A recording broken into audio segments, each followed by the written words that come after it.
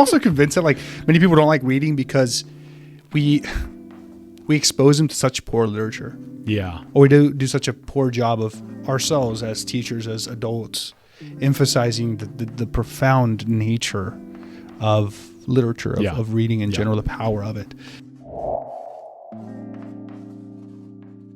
Because we live in a culture that doesn't take it serious. We live in a culture that, can't slow down, loves noise, loves efficiency, productivity, and a book makes you slow down. Mm-hmm. But I don't want to slow down. I want to be on my phone all day. Right. I want to go do this. I want to go do that.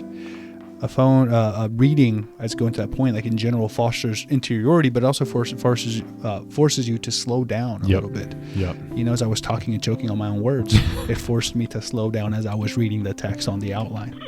You feel me? That's like just prime example right there, baby. And I am a prime example of humanity, really, Deacon Joey. The paragon of animals.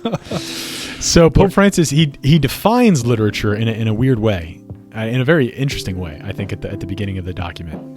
I mean, why are you looking at me like I'm weird, dude? Well, you said we were talking about how we're here to talk up Pope Francis. Well, no. And then you say I guess that he defined literature in a weird way. I mean, the word weird, I was...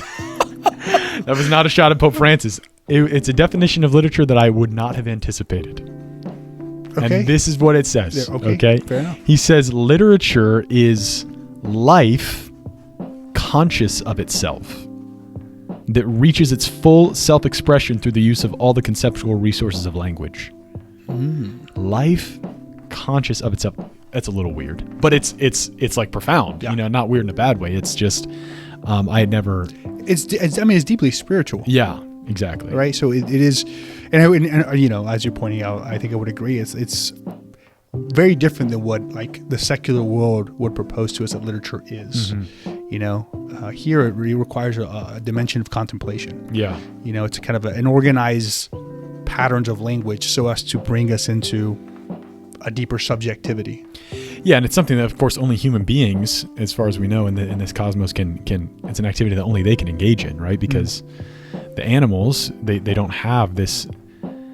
If they have some level of consciousness, and they don't have this capacity for self-reflection and like imagination and creativity that we do, and so, it's an amazing thing that a human being can sit down and create a story or can communicate at all. Yeah, well, yeah, certainly.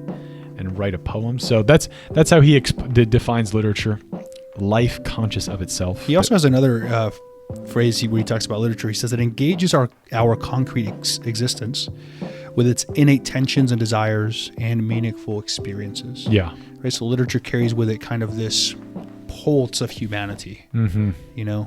And helps us enter into them.